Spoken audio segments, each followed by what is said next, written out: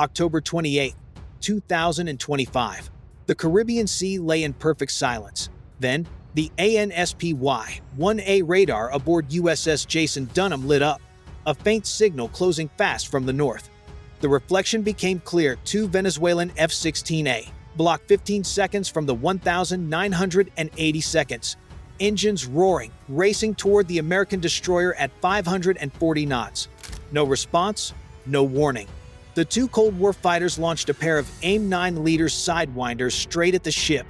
Before them stood a destroyer armed with over 90 missiles and layered defenses. This was no encounter, it was a direct assault on a U.S. warship guarding vital oil routes that powered half the hemisphere. The U.S. reacted instantly. 2 F/A-18E Super Hornets roared into the sky. Could Venezuela's outdated F-16 seconds possibly harm a destroyer with the most advanced defense system on Earth? Or would this reckless strike awaken a storm of vengeance and precision fire?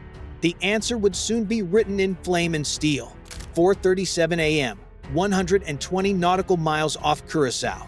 The sea was calm. USS Jason Dunham, an Arleigh Burke-class destroyer, patrolled one of the busiest oil routes on the planet. For its 317 sailors, it was supposed to be routine until a sudden radar flare pierced the calm.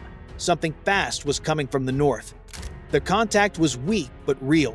The outline confirmed it: 2 F-16A block, 15 seconds, relics of Venezuela's dwindling fleet. Fast approach, altitude 4,000 feet, range 35 miles, came the report. Not static, not noise, something deliberate. The sea was quiet, but the sky was about to ignite. The signal drew closer. A radio hail was sent, no answer. Instead, both jets accelerated to 540 knots, diving straight for the destroyer. The order came sharp and cold. Condition 2. Weapons ready. Across the decks, sailors locked into position. Alarms echoed through corridors of steel. Fingers swept across fire protocols. Below deck, the CIWS cannons spun to life. The F-16 seconds sliced the air like twin blades of iron. To attack an American warship in international waters wasn't defiance, it was suicide. What they didn't know, Jason Dunham wasn't just a ship, it was a fortress afloat. Beneath the decks, missile cells armed. 90 warheads stood ready. Its crew could respond within 0.8 seconds. As the F-16 seconds split formation, a classic pincer tactic, the Caribbean dawn turned into a chessboard of death. Cold War strategies resurrected under a rising sun.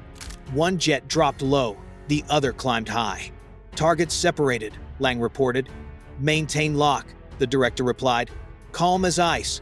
4:50 a.m., the Venezuelan pilot fired first. 2 AIM-9Ls streaked toward the ship, cheap relics of 1983, turning a provocation into open war. But Sidewinders chase heat, not seawater turbines. With no exhaust to track, both missiles spiraled off course, carving wild arcs before exploding harmlessly. The Aegis system aboard Dunham had already locked on 0.8 seconds from detection to response, 4 seconds to counterstrike. ESSM launchers roared awake. CIWS guns thundered at 4,500 rounds per minute, creating a curtain of tungsten that shredded the air. One F-16 broke hard right, warning alarm screaming. The pilot rolled violently, skimming the edge of death itself. The second jet dove, prepping its M61 Vulcan gun, but the SPY-1 radar had already calculated its path to the inch. The destroyer held fire rules of engagement, still bound the captain. Then his voice cut through the chaos. They fired twice. There won't be a third. Below decks, every sailor understood the next order would not be defend, but eliminate. 4:55 a.m. 8,000 feet. The silence shattered. From the combat center came 3 encrypted words. Weapons free. Engage hostiles. In that moment, Jason Dunham became vengeance in motion. The Mk-41 vertical launch system roared open, releasing 4 SM-6 interceptors. They tore upward at Mach 3.5 through Caribbean haze. Overhead, 2 Super Hornets joined the hunt. Venezuelan pilots saw the vapor trails too late. Their warning lights screamed red, but physics had already chosen a side. The first SM-6 struck at 900 meters. Fire bloomed. One F-16's wing was ripped apart, spiraling into a death roll. The pilot reached for his outdated ejection seat. Nothing fired. His last breath vanished in static. The second jet deployed its ALQ-131 jammer, spitting false signals to blind the destroyer. But Jason Dunham's countermeasures mirrored every signal back, frying the jet's systems. "Power surge! Total failure!" shouted the pilot. "Target 2 losing altitude," came the report. "Confirmed splash," replied the captain. 2 jets, 2 lives, $60 million erased in under 60 seconds.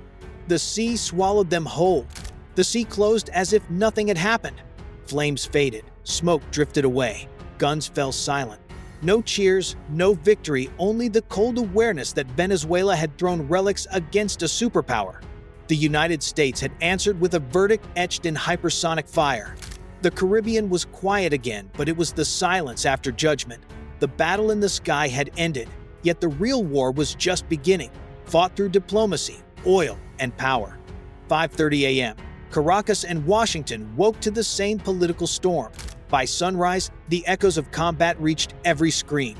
At 6 a.m., Venezuela's state media declared that the U.S. had violated its airspace and destroyed 2 jets. Minutes later, President Nicolas Maduro raised his fist on national TV, accusing Washington of imperial aggression and fueling regional outrage. Caracas filed an emergency appeal to the UN Security Council, demanding condemnation and reparations. But 2,000 miles north, the Pentagon was already prepared. At 6:31 a.m., the Department of Defense released radar logs, encrypted audio, and thermal imagery recorded by USS Jason Dunham. The evidence was irrefutable. Venezuelan F-16 seconds had crossed 12 nautical miles into international airspace and fired first. The U.S. destroyer responded only after detecting the launches.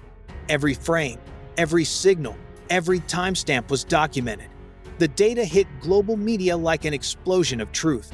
In Washington, defense officials briefed Congress with voices of ice. Reinforcements mobilized.